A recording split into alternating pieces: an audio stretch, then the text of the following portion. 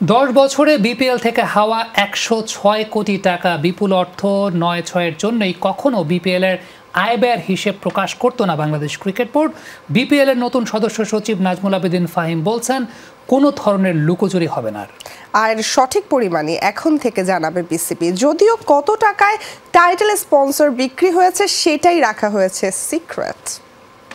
আয় ব্যয়ের টোটাল হিসাব থেকে যদি আমরা মিলাই 106 কোটি টাকার কোনো হিসাব। বাংলাদেশ প্রিমিয়ার লিগের 10টা আসর থেকে বিসিবির আয় প্রায় 500 কোটি, ব্যয় 278 কোটি টাকা। সব মিলিয়ে 219 কোটি টাকা লাভ থাকলেও বিসিবির সবশেষ হিসেবে বিপিএল এর ক্লোজিং ব্যালেন্স 113 কোটি, অর্থাৎ এক ধাক্কায় লাপাত্তা 106 কোটি টাকা। নানা কারণে বিসিবি কখনোই বিপিএল এর আয় ব্যয়ের হিসেব প্রকাশ করত না। ধরে নেওয়া যায় বিপিএল যে বিসিবি কর্তাদের দুর্নীতির অনেক বড় হাতিয়ার, এই লুকোচুরি সেটারই প্রমাণ। বিপিএল গভর্নিং কাউন্সিলের নতুন সদস্য সচিব বলছেন, এখন থেকে আয় ব্যয়ের হিসেব সবাই জানবে। হিসেব দেওয়ার মধ্যে আমি কোনো সমস্যা দেখি না। ব্যক্তিগতভাবে আমি খুব ব্ল্যাক অ্যান্ড হোয়াইট থাকতে পছন্দ করি, স্বচ্ছ থাকতে পছন্দ করি।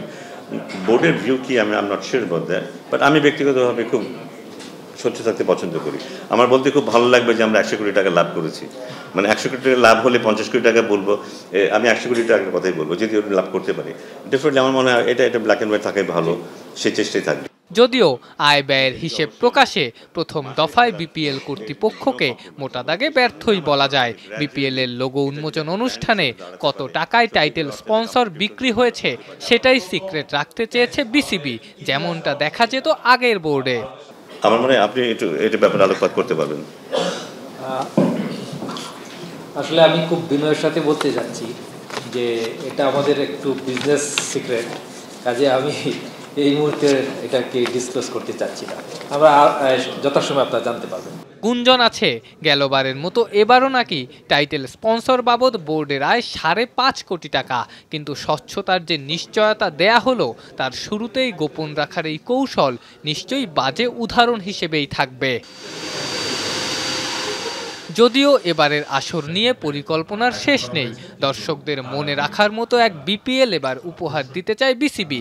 গ্যালারিতে বিনামূল্যে পানি মিলবে, খাবারের দামও কমানোর চেষ্টা থাকবে, মাঠের বাইরে রাখতে চায় নানা আয়োজনও। এবার বিপিএলটাকে শুধু আফনান পিয়াল, যমুনা স্পোর্টস, ঢাকা।